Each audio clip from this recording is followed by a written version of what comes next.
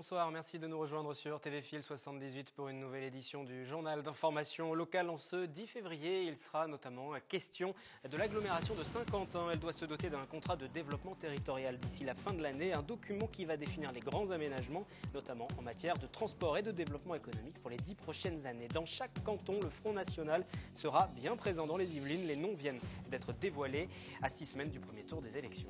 Et puis dans les Yvelines, un nouveau directeur académique vient d'être nommé. Serge Clément est l'invité du journal pour évoquer son parcours et les actions qu'il souhaite mettre en place.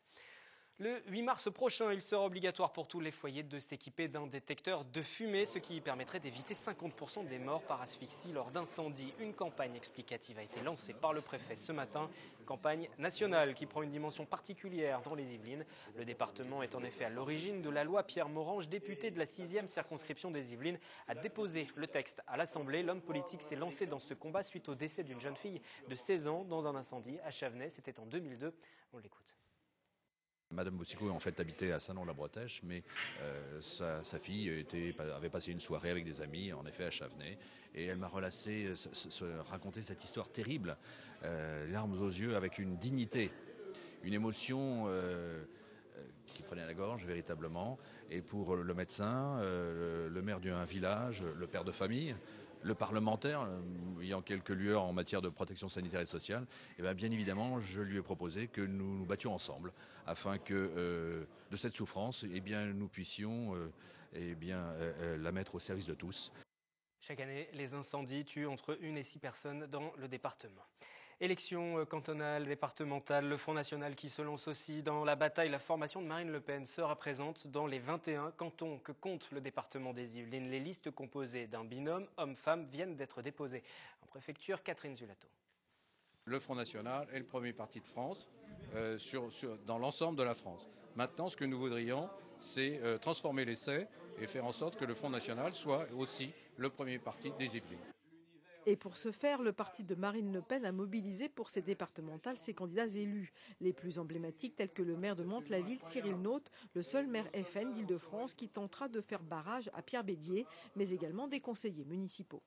Il était logique que nous nous présentions, notamment les personnes élues, sur les élections départementales. En tant qu'ancien militaire et ancien gendarme, je suis très sensibilisé par la sécurité. Donc je crois qu'aujourd'hui, c'est véritablement un des points faibles du gouvernement. Et les thèmes seront nationaux parce que forcément, je crois que les Français sont en attente de quelque chose de fort qui n'arrive pas. L'immigration, chômage, insécurité, enfin tous les échecs de l'UMP et du PS depuis 40 ans. D'autres sont plus nouveaux en politique, comme Éric Gégou et Estelle de Oliveira, tout juste 19 ans. C'est ces valeurs qui nous ont été transmises à la fac qui m'a donné l'envie de m'engager au Front National. Liberté, égalité, fraternité, c'est des notions qui sont abstraites. De mon point de vue, on ne peut pas les retrouver dans l'actualité ou même dans notre vie quotidienne. J'aimerais un peu apporter ma pierre à tout ce qui se passe aujourd'hui, puisque pour moi, en fait, le peuple français est un peu lâché. La jeunesse des candidats, c'est sur ce point que veut aussi miser le Front National pour ces élections, à l'image de Perrine Geniot, adhérente du Front National à 16 ans et candidate à 18 ans seulement. Je montre exemple aux jeunes qui n'osent pas se présenter au Front National. L'immigration, l'euro, l'insécurité et le chômage.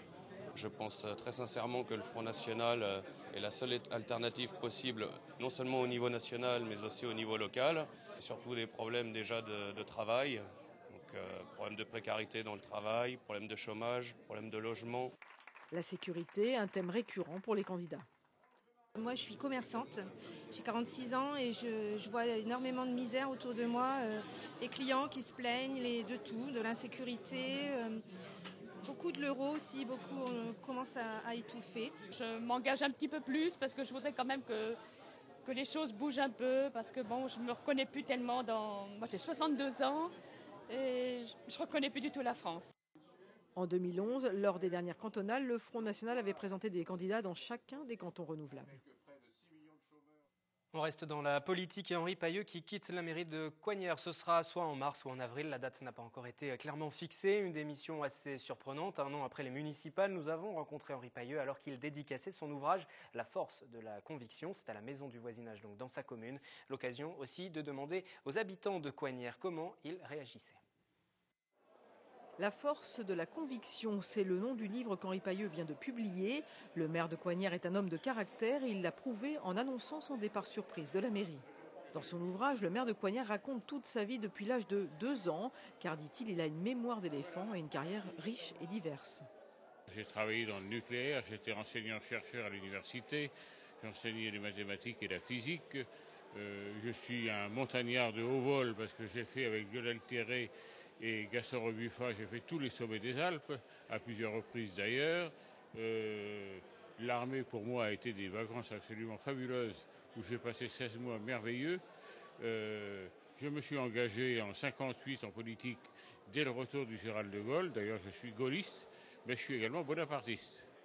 Au début des années 80, Henri Pailleux crée même un club de gastronomie. En 1986, il devient maire de Coignères. Je n'ai jamais cherché à être maire de Coignères. Je n'ai jamais cherché à être conseiller général des Yvelines. C'est venu comme ça, naturellement, on va dire, par des trains qui sont passés devant moi, dans lesquels je suis monté.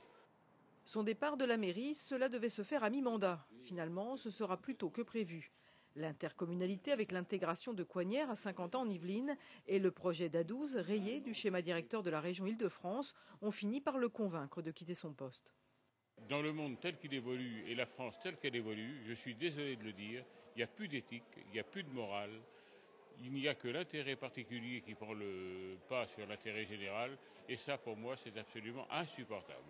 Je suis en rupture totale avec, je dirais, ce qui m'a été enseigné par mes parents, par les jésuites, parce que j'ai passé 10 ans chez eux, c'était dur, mais ils m'ont dressé comme il fallait, et donc je suis arrivé à un point de rupture. Je suis un peu déçu parce que bon, en tant que maire, nous on aimait bien, mais bon, tout a une fin. Il a fait beaucoup de choses pour la commune de Coignères. Franchement, oui, en tant que maire, pour moi, tout est positif. Comme tout le monde, j'ai été estomaquée. Ici à Coignères, on garde les élus assez longtemps. Et puis j'étais moi-même fils d'un maire, Henri Durier, donc qui n'est pas resté si longtemps, mais j'ai connu Monsieur Vian aussi, donc bon, ça me paraît presque logique de rester longtemps quand on est habitué et qu'on sait mener la commune. Il aime avoir des idées, il ne prend pas toujours celles des autres et il les prend en son compte quelques années plus tard. Je trouve que c'est dommage, quoi. Voilà. Il aurait pu céder son mandat au mi-mandat de l'ancienne mandature, c'était plus simple. Plutôt que de vouloir continuer, d'arrêter quelques mois après, c'est pas... En réalité, moi je pense qu'il donne la mairie pour dans 6 ans à la gauche. Henri Pailleux n'a pas encore choisi la date de son départ. Ce sera soit le 5 mars, jour de ses 75 ans, soit le 10 avril, après le vote du budget. Pour l'instant, il ne veut pas non plus dévoiler le nom de son successeur.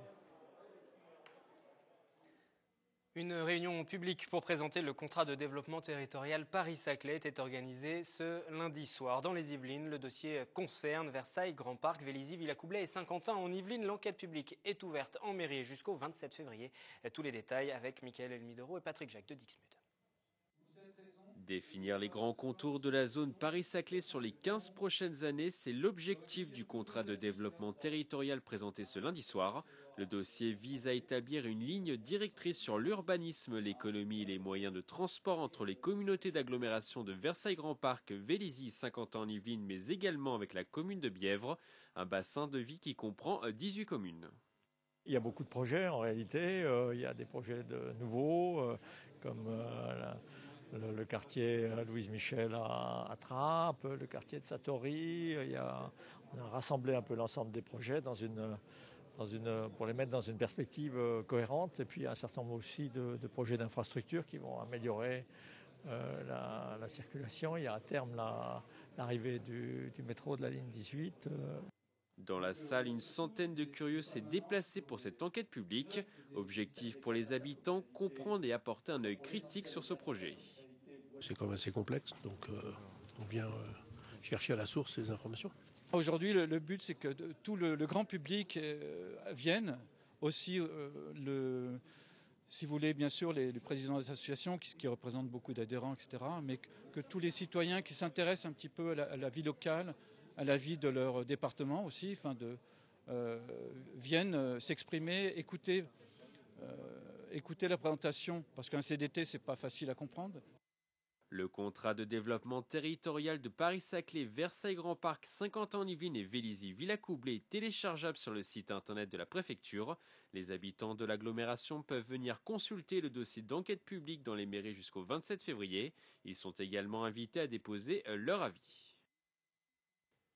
Je reçois pour ce journal à présent Serge Clément. Bonsoir. Bonsoir. Vous êtes le nouveau directeur académique des services de l'éducation nationale dans les Yvelines, nommé à la fin du mois de décembre. On va juste repréciser dans les grandes lignes votre rôle. Globalement, c'est de participer à la définition des politiques éducatives, pédagogiques, du primaire, puis du secondaire également. On va parler de votre parcours, mieux vous connaître, et puis parler de l'actualité. Et l'actualité locale, c'est le rassemblement demain des parents d'élèves de Trappes, notamment pour protester contre le manque de professeurs remplaçants. Vous avez une réponse pour eux dès ce soir.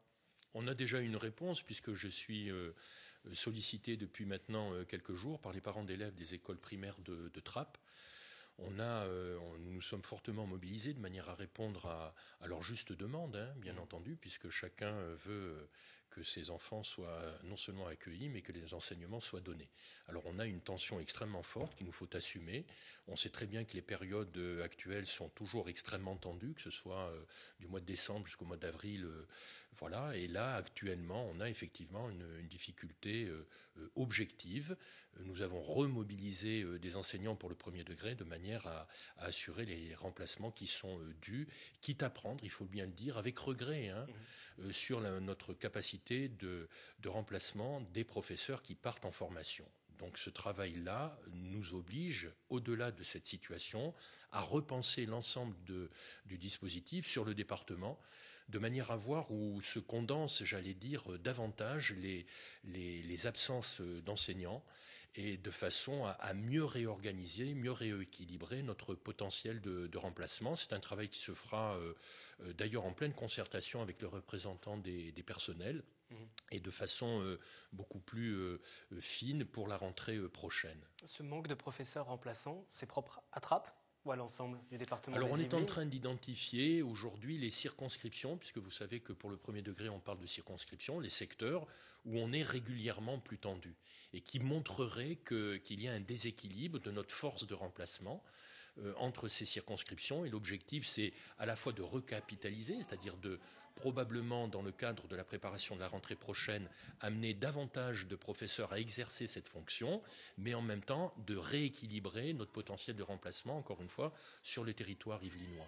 L'éducation, sujet intéressable. On a beaucoup de sujets sur lesquels vous faire Absolument. réagir. L'actualité nationale aussi, c'est Najat Vallaud-Belkacem, la ministre qui a présenté le plan anti-harcèlement à l'école. C'était le 6 février. Plusieurs mesures, formation des enseignants, mise en place d'un prix également, mobilisons-nous contre le harcèlement pour que les élèves puissent directement s'exprimer. Quelle est la situation sur le harcèlement justement dans le département des Yvelines? Alors il faut bien convenir. Alors vous imaginez bien qu'avec le recul qui est le mien depuis un peu moins d'un mois, je ne peux pas en parler très savamment. Simplement, ce que je sais, c'est qu'aujourd'hui, on voit une montée en puissance, j'allais dire, du nombre de signalements. Et ça montre bien que le travail qui est impulsé au niveau national et repris au niveau du département porte ses fruits. Trop longtemps, les enfants, les parents et parfois peut-être même les enseignants, pour peu qu'ils soient au courant de ce qui se passe, ont retenu une information. On a eu du mal aujourd'hui. On s'aperçoit que la tendance s'inverse, qu'on est beaucoup plus fréquemment informé de ces situations et on a développé dans le même temps notre capacité à les prendre en charge. Et c'est cela qui importe, puisqu'on sait très bien que ce sont des traumatismes et des traumatismes durables et qui malheureusement n'ont pas été pris suffisamment à temps dans la scolarité des enfants, puisque on s'aperçoit que le premier degré, par exemple, est concerné et peut être concerné de façon assez grave et assez lourde. Aujourd'hui, d'abord, le dispositif est rendu visible. Cette question est bien prise en charge dans nos écoles, dans nos collèges et dans nos lycées.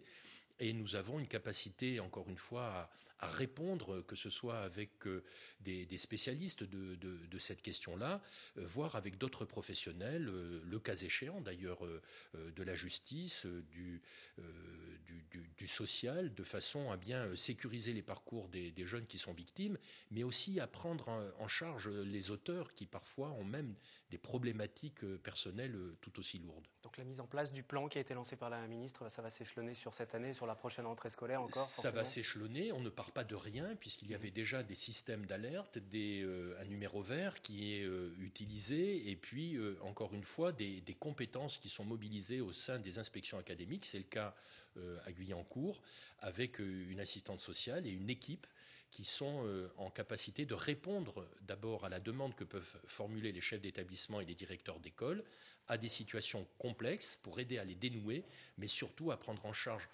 rapidement et durablement les victimes de ces situations. On va juste faire une pause pour partir dans les rues de Saint-Quentin-en-Yvelines. Notre question du jour, micro-trottoir. Est-ce que vous avez tout simplement déjà été confronté à cette situation de harcèlement à l'école ? Non, pas vraiment. Mes enfants étaient à l'école, ils n'ont pas eu de problème particulier. Donc ça existe, oui, mais bon, heureusement, on n'a pas été touché par ce phénomène. Dans mon enfance, je crois comme nous tous, on a déjà subi ces petites brimades, ces petites moqueries qui ressemblent plus ou moins à de l'harcèlement. Et c'est un passage un petit peu obligatoire, tant que ça reste du léger. Ça a peut-être pris plus d'ampleur depuis les téléphones portables, avec les vidéos qu'on peut faire et le harcèlement qui se fait via les sites, les réseaux sociaux. C'est le mot que je cherchais. Oui, moi et mes proches, ouais. Et c'est des trucs de gosses, quoi. Enfin, parce que t'as pas le bon vêtement ou parce que t'as pas le dernier truc à la mode ou des choses comme ça. Bah, évidemment, quand on est victime de harcèlement, c'est quelque chose qu'on ressent mal. Après, je pense qu'il faut en parler avant tout, que ce soit ses responsables pédagogiques, à ses proches, à ses parents, etc. En parler. Et puis je pense que c'est en parlant justement que les choses elles peuvent mieux se dénouer, quoi. Voilà, et puis un numéro vert va s'afficher si vous êtes victime ou si vous connaissez des gens qui sont proches victimes de harcèlement à l'école. N'hésitez pas à contacter ce numéro vert que nous évoquions tout à l'heure. On continue comme ça à égrener un petit peu l'actualité dans l'éducation avec le nouveau directeur dans le département des Yvelines, directeur académique. On peut aussi revenir avec vous sur les événements tragiques qui ont touché la France, les attentats, les violences qui ont touché le pays et puis on a aussi beaucoup parlé du coup des problématiques à l'école. Il y avait des difficultés par exemple à faire respecter les minutes de silence dans certains établissements. Les enseignants qui étaient un peu désemparés. Quelle réponse vous leur avez apportée à ce moment-là ? Alors d'abord sur les phénomènes que vous évoquez, de non-respect de la minute de silence, il n'y aurait eu qu'un seul cas, c'eût été un cas de trop. Dans le même temps, il faut bien admettre que c'est un phénomène qui a été extrêmement limité dans le département et qui a été pris en charge avec beaucoup d'intelligence par nos chefs d'établissement et par nos enseignants et les directeurs d'école de la même façon. Je veux dire que ça a été un choc extrêmement violent pour tout le monde, évidemment, à la fois dans la dimension citoyenne, mais aussi professionnelle, quand il s'est agi justement de revisiter, j'allais dire, le travail réalisé par l'école.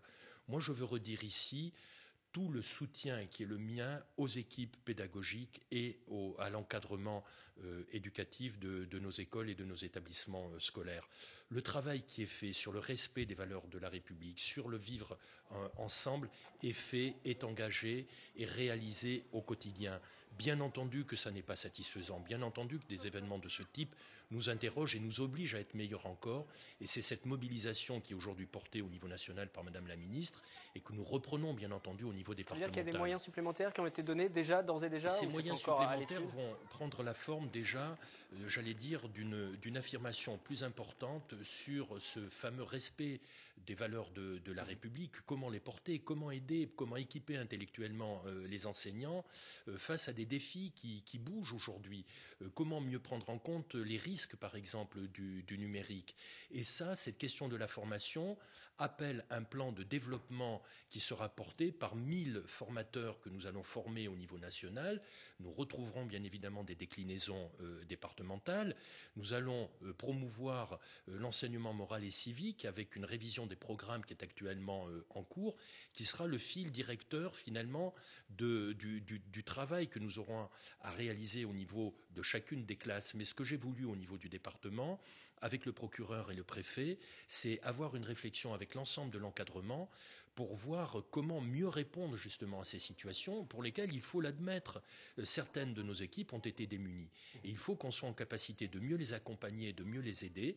Nous allons décliner très très prochainement une formation au bénéfice des proviseurs, des principaux, des inspecteurs et probablement des directeurs d'école, mais qui sera une formation interministérielle, de façon à ce que chacun puisse apporter une meilleure connaissance des problématiques de radicalisation, par exemple, qui sont aussi extrêmement préoccupantes, bien que limitées, mais extrêmement préoccupantes, et pour lesquelles il faut, encore une fois, avoir une capacité à bien prendre en compte ces situations, mais surtout à bien les percevoir et à bien les déceler.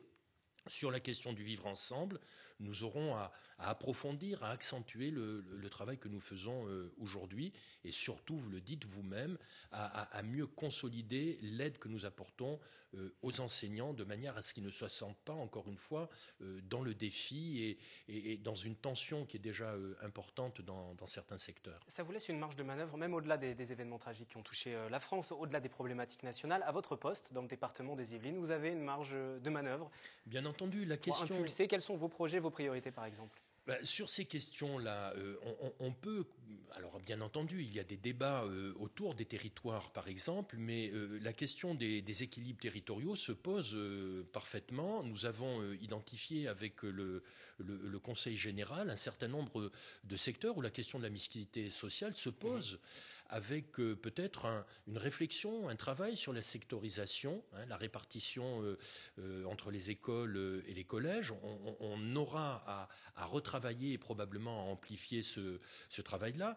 En termes éducatifs et en termes de prévention, on sait très bien que le numérique, même si c'est un des axes forts, par exemple, et qui fait consensus sur le département, eh bien, nous aurons à développer, bien entendu, les équipements, à développer les usages dans les pratiques enseignantes et en même temps à bien prévenir aussi certains usages qui exposent nos jeunes et nos enfants et qui ont parfois des effets désastreux dont on peut imaginer les conséquences. Il y aura encore beaucoup de sujets sur lesquels vous faire réagir. Il nous reste finalement assez peu de temps, donc vous aurez l'occasion de revenir sur ce plateau, bien évidemment. Juste une toute dernière question. Vous étiez dans l'Aube auparavant.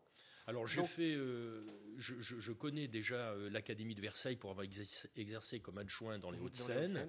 J'ai été effectivement inspecteur d'académie de l'Aube et j'arrive de la Loire. Ce sont des problématiques. J'ai une carrière pratiquement francilienne puisque j'ai exercé également dans l'Académie de Créteil et d'avoir exercé à la fois dans la Loire et dans l'Aube m'a permis de découvrir notamment le monde rural. Je retrouve dans les Yvelines un ensemble très contrasté et qui me va bien. Merci Serge Clément, directeur académique des services de l'éducation nationale dans les Yvelines, d'être venu donc ce soir en plateau. Merci. Et pour finir ce journal de la culture, le Centre de musique baroque de Versailles et ses partenaires, notamment à l'Académie de Versailles, ont mené dans le cadre de l'année Rameau 2014 un programme de sensibilisation à l'art lyrique à destination des élèves de Trappes autour d'une œuvre emblématique de Jean-Philippe Rameau, Les Indes galantes. Le reportage à quelques heures de la représentation de ce soir à la Meurice à Trappes, le reportage de Catherine Zulato. Le tigre vous déchirera peut-être, mais il ne vous ôtera que la vie. L'autre vous ravira l'innocence et la liberté. Il récite et il chante du Rameau. Dernière répétition à la Meurice avant le grand saut, ce sera ce mardi soir. Eux sont élèves des collèges Courbet, Gagarine et Le Village de Trappes, en tout une 60aine. Ils ont été associés aux pages de la maîtrise du Centre musique baroque de Versailles, accompagnés d'instrumentistes étudiantes des conservatoires de Versailles et de la Vallée de Chevreuse. Ils travaillent depuis le mois de septembre pour mettre au point l'acte 4 des Indes galantes, l'œuvre emblématique de Jean-Philippe Rameau, un projet pédagogique ambitieux.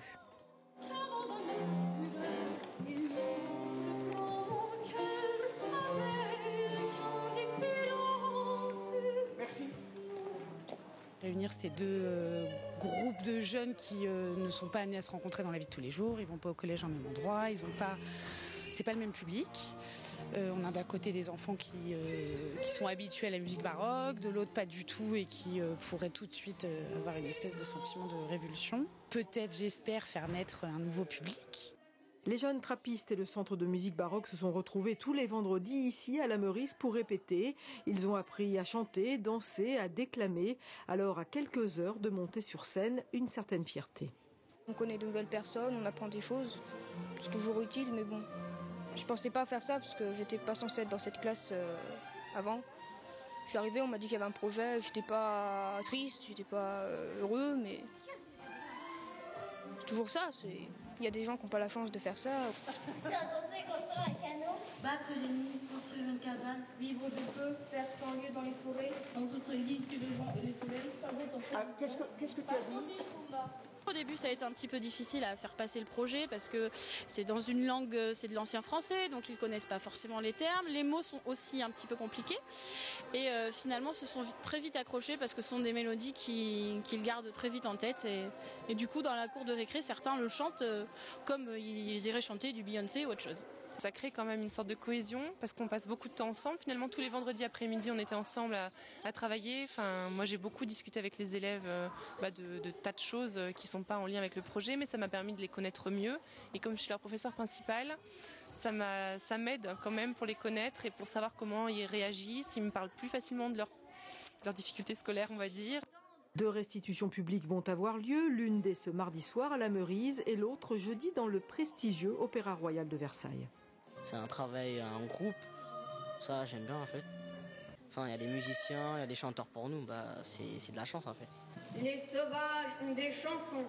Leur chant, dit-on, est monotone. Mais ceux qui l'ont jugé tel, avaient-ils une oreille propre et faite à les bien entendre ? Fin du journal, rendez-vous demain aux mêmes horaires sur notre antenne et puis dès à présent sur le site internet pour revoir le replay de cette édition, des précédentes et de l'intégralité de nos reportages.